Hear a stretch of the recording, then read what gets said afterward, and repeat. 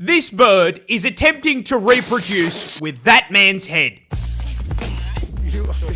But why? Well, this adorable little guy is the kakapo. And the answer to the question basically boils down to the fact it f***ing sucks at being a bird. I'm like, what is it me for? To begin with, its wings are f***ing useless. The kakapo is huge, weighing in at 4 kilos, which is 2.5 kilos heavier than any other bird in the parrot family, which is probably why the kakapo is literally the only parrot species on the fucking planet that can't fly. He is so rotund that he just hops along the ground. They also suck at reproducing.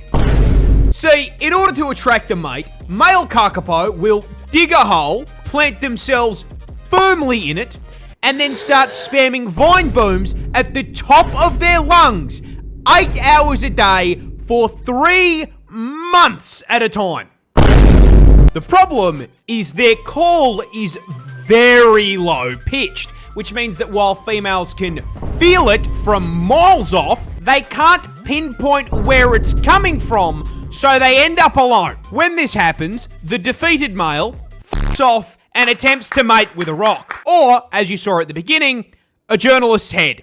You are being shagged by a rare parrot.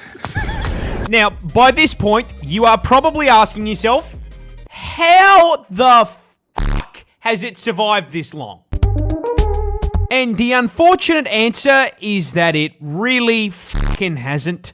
See, the reason this feathered squeaky toy has evolved the survival instincts of a crusty sock is because it is only found in New Zealand, a place that naturally has no predators. None of what I just said is a problem when you're basically playing on peaceful.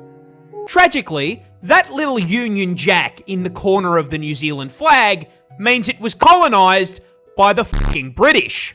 So suddenly, there are cats, dogs, and early on, people trying to turn the poor thing into a KFC bucket, and its only defensive mechanism is standing still.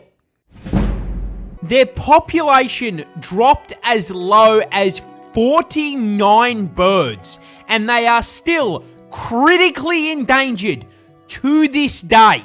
Certified British Empire moment. This is the world's most useless fish. You stupid. No, not. Yeah, mate, that aquatic pancake is a mola. Found wasting its life in oceans around the world, and a contender for the most dog shit fish build in the 7 seas. You see, these things are huge, measuring at 4 meters from fin to fin, and absolutely atomizing the scales at 2,300 kilos, putting it firmly in the same weight class as a fucking F-150. There is, however, a problem with that size. That is all it's good at. It spent every available stat point on being a giant floating satellite dish at the cost of spending its life as a useless fucking punching bag. To start with, the thing can't even swim properly. Their fins, specifically their tail, is tiny compared to the rest of their body, which makes them so shit at maneuvering. The only thing they can fucking eat is jellyfish and plankton, because those don't dodge. Speaking of food, you may have noticed that in all of these photos, its mouth is open. That's because it doesn't fucking close. God has cursed the fucking thing to permanently pog. Oh, but evolution is not done fucking the sunfish yet. Because funnily enough, being the size of the average American meal, while having the defensive capabilities of a Tickle Me Elmo, makes these things perfect targets for predators. Most of the time, animals just take fucking bites out of them, realize they taste like shit, and then swim off, leaving a hole in their head, which somehow doesn't kill them. You have any ibuprofen? I got a headache. That disgusting flavour is probably due to the 50 f***ing parasite species living on its body, but flavour doesn't matter to sea lions, who will rip their f***ing fins off and play frisbee with them. And if you thought it couldn't get any worse, they will often swim to the surface to warm themselves up and let birds eat the parasites off of them, where they are promptly hit by a boat. Their only saving grace is that they don't process pain because their brain is the size of a testicle. They are blissfully unaware that they spend their entire f***ing life getting jumped. Like that! Like that! People hate this groundhog. But why? I'm like, what is it me for? Well, because this is no ordinary hog. This distinguished gentleman is Punxsutawney Phil, a resident of the US of A, specifically the town of Punxsutawney, Pennsylvania, where he has a very important job. He predicts the weather. And he does it through the Groundhog Day ceremony. But what the f*** is that? Well, basically, every year on the 2nd of February, crowds gather at the Gobbler's Knob. Stop laughing. It's a very serious ceremony. Quit it.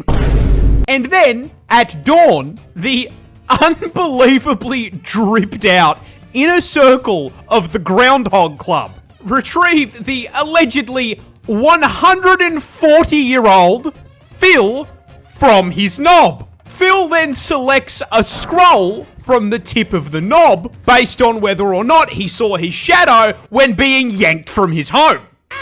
And if he did see his shadow, winter will last for 6 more weeks. And this year, Phil has predicted 6 more weeks of Mayalt.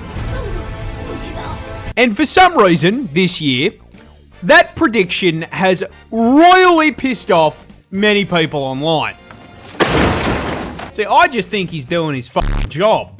But the tweet that shared his prediction has some of the most angry yet fucking hilarious responses.